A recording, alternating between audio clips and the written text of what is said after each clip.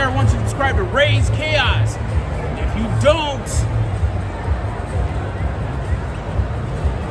And welcome back, everybody. My name is Raze Chaos. You've made it back to my channel, and I've got something so exciting this time.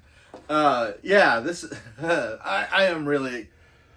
Honestly, this is so cool. Okay, to take this back. One of my subscribers and longtime viewers, Justin Fryborn, who has his own channel, and he's shown some stuff off for that and everything. A while back, he had made a video on these Nano Hollywood Rides. And I commented like, oh, these things look cool. And he was like, yeah, there's a bunch of different ones, you know. And I was like, oh. So, yeah. Raze pounced on them. He pounced on some. And, I mean, some of them were like just, it was one of those things where it was kind of like, oh, I'm going to buy them all or I'm going to get none. And then it went back to the whole, like, Raze being blowhard. Where he was just kind of like, well, if I can't get these, I can't talk. And yeah, I am just stammering now. I'm out of it. So Raze saw what was available and decided that he wanted all of them.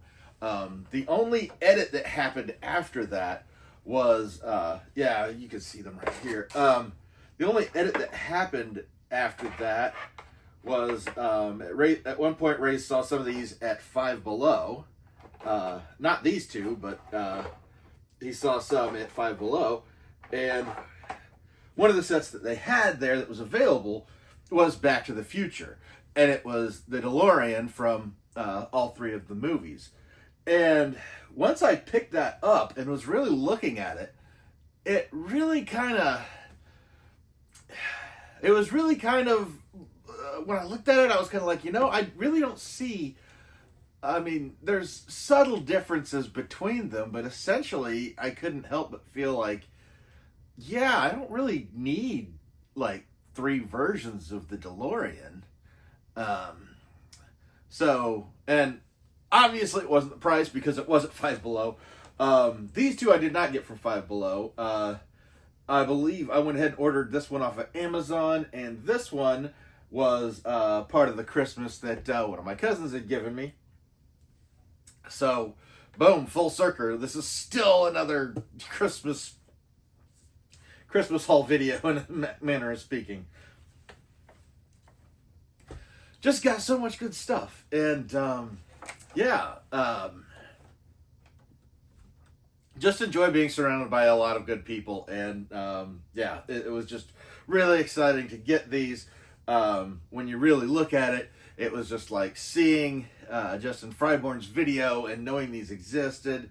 And then, you know, having a cousin that picked one up for me. And these are only 2 of the 4 that I have. The other 2, obviously Raze is going to be more of a blowhard in. So he decided they had to be, and they were themed. So those are all going to be in one video. And we're just going to go ahead and bust into these. And this is kind of fitting as well because when I was a kid, Raze was really big into G.I.Joe.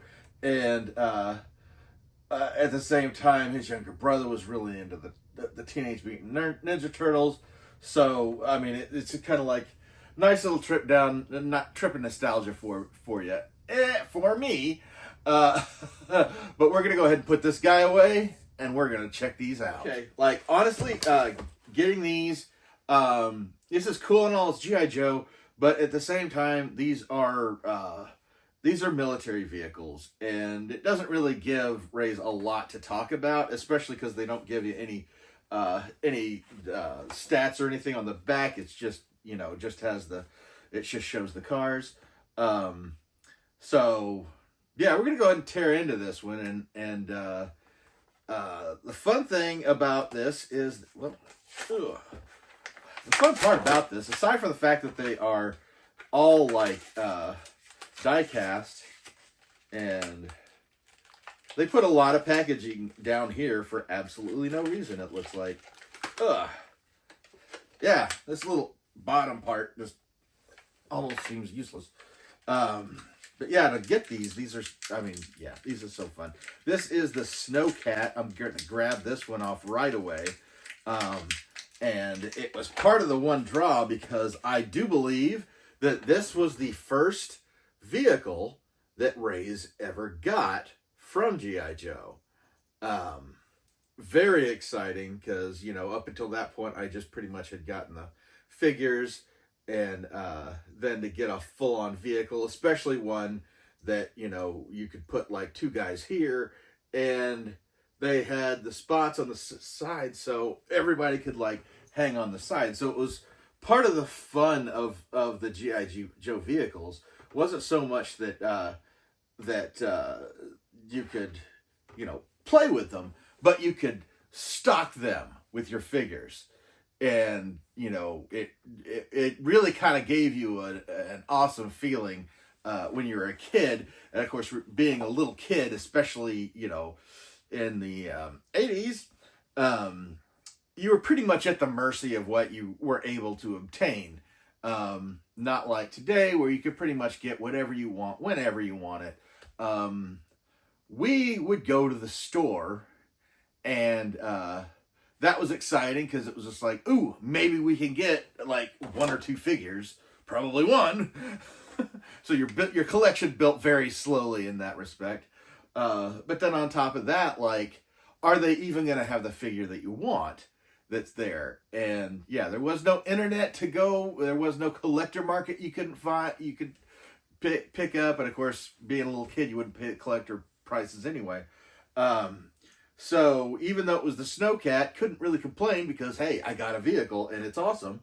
And then having enough figures to fit on there to you know, I think it was like 3 on either side, aside from the 2 on the inside.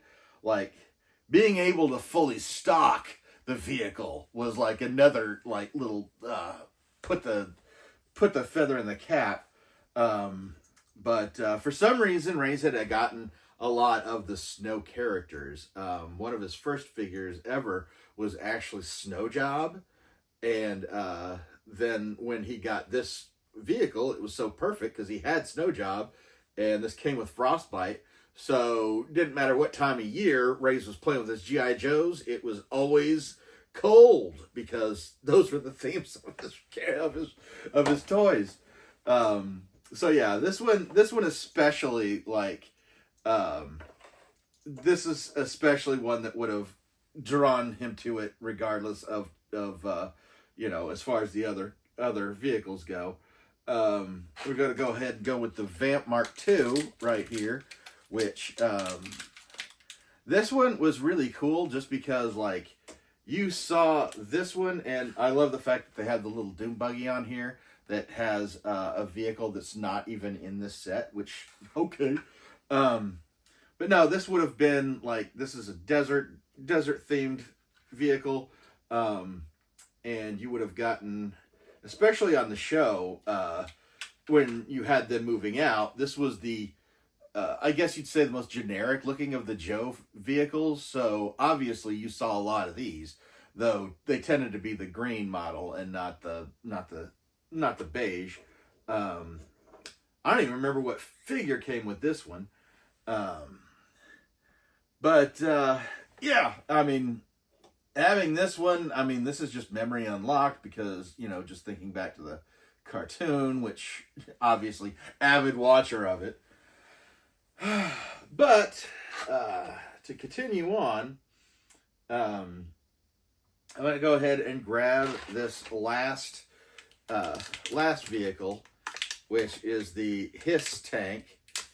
And yeah, with that cartoon, with that animated series when we were kids, like, when this, I mean, I never had this toy actually, but watching that show, this was the most commonly used, you know, as far as when Cobra showed up, this is what you get. You get a bunch of these H.I.S.S tanks, and they would show up, and this was the most common. you'd see them when it came to like other vehicles. You'd see other like the personal bubbles. They used those all the time. But this one, whenever they were moving, and you had like a lot of Cobra going, usually it would be a convoy of these, with of course maybe a couple of the smaller vehicles, or maybe it's surrounding one of the larger vehicles. But like that was what you had most, and it's really fitting because it really does look, the part. It looks absolutely fitting, and the fact that it looks kind of like a snake's head, just really adds to a lot.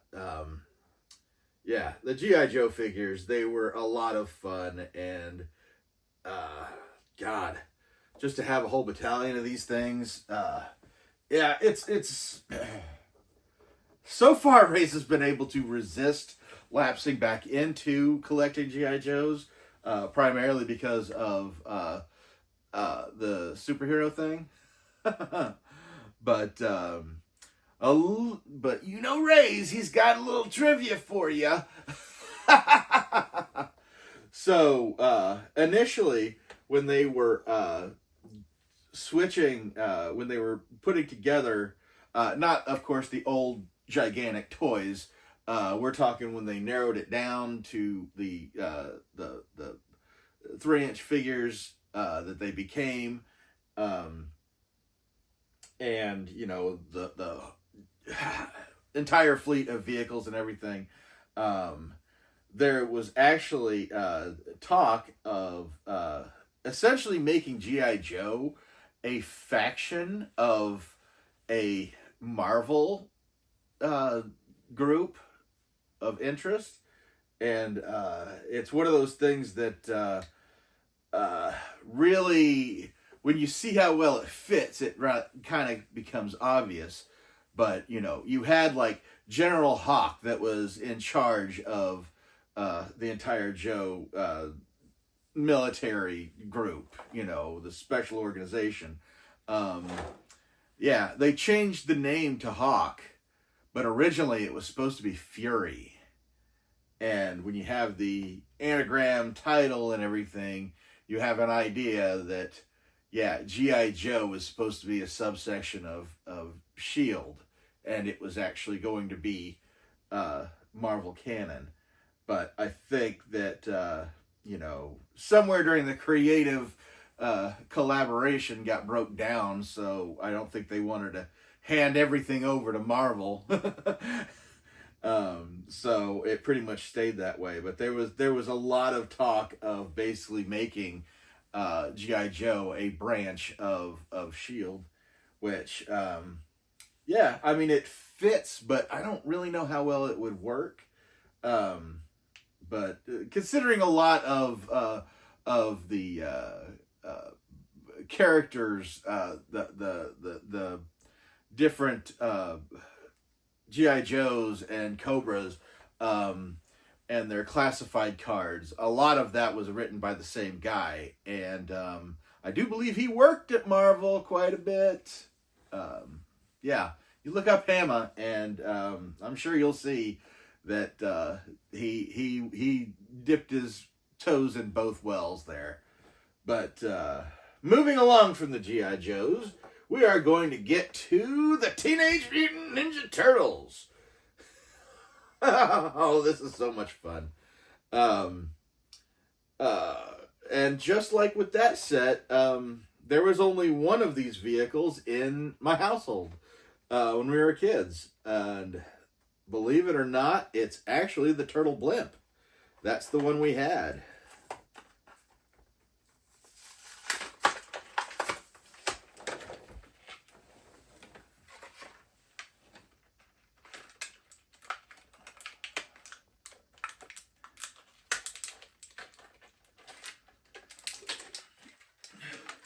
Okay, so these just like plopped right out, so I don't even really understand.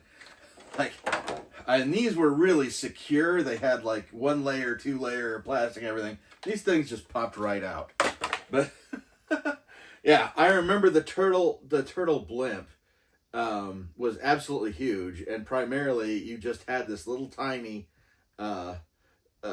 almost glider-like thing at the bottom here, and then the actual blimp was something that you inflated yourself, and it took up so much space, and yeah, it would take forever for a kid to blow this thing up. So yeah, we basically, once we got it filled once, it was like, don't ever deflate it.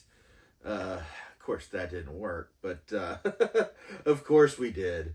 But yeah, this is the turtle blimp, and I love the fact that all of these were actually involved in the cartoon. Yeah, I just think it's really cool that these things came out, and this is a nice big nostalgia trip on my part seeing this thing. We never had the turtle van, but I do believe it was based upon another toy that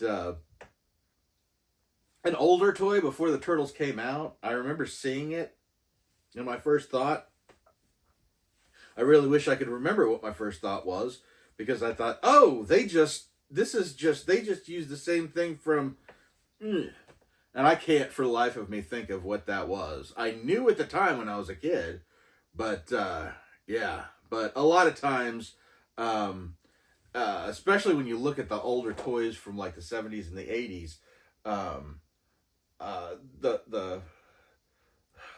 think the smart thing that they actually did with that is that a lot of the special features that you would see in like certain figures were basically pulled from other lines as well.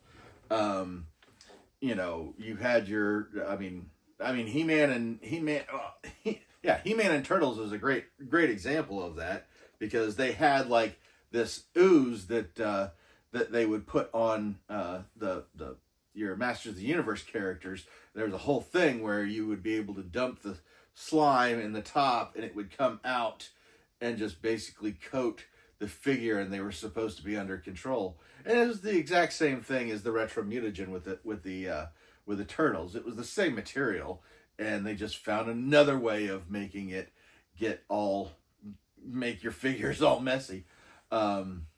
And I do believe that they had that even with the real Ghostbusters figures. It was just, I mean, they always acted like it was a new feature, but technically speaking, they all had at least one gimmick, figure with a gimmick in every line. So, yeah, I think this was one of those moments where Raze had saw this van, and it first occurred to him that, yeah, maybe they just repaint and reuse stuff. Like, you know, like in this crazy, like, money-making scheme. I mean, it was very obvious with the Masters of the Universe, with the molds on there, because basically all the characters look the same, except from a different paint and a different head. Excuse me. But yeah, it's one of the fun things. I don't know. It's one of those things where you know you're getting older when you start noticing certain things, and that's one of the earliest things you're going to notice when you're a kid and you're starting to think, hey, I think I've already have this toy. It was just painted a different way. Yeah, you know you're not an idiot if you've had one of those moments when you were a kid. And finally, we get to the Technodrome, which is obviously not to scale because it is massive, and, you know, for the Technodrome to be on the same wavelength of that, it would probably take up this table. And, yeah, the detail in this sucker's so great because you've got the eye on the top, and this was Krang's, like, little mobile base. That he basically let the Foot Clan have a full-on like camp out in, and yeah, the one thing, one of the things I loved about fun things I love about being a kid, when you think of the Technodrome, and then you realize that it just burrows underground, like all over the place. and it's the size of a freaking city, you know, or at least a very large building. And here it is burrowing under New York City. Yeah, try explaining that. Explain how New York City is not completely engulfed in sinkholes because they've got this giant machine like tunneling under it so deep.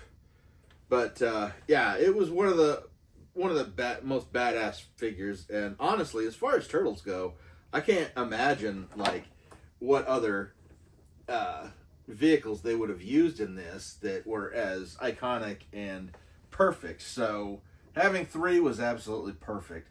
So want to give the shout out to Justin Ryborn for turning me on to these. Yeah.